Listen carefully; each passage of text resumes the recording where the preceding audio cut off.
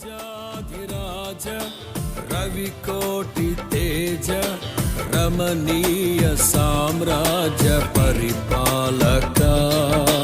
రాజాధిరాజ రవికోటి తేజ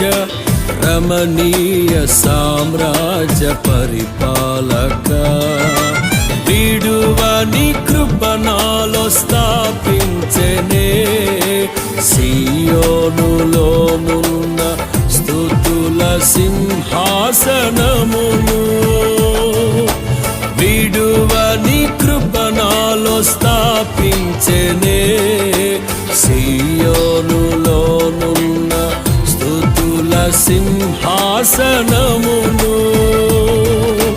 రాజాధిరాజ రవికోటి తేజ రమణీయ సామ్రాజ్య పరిపాలక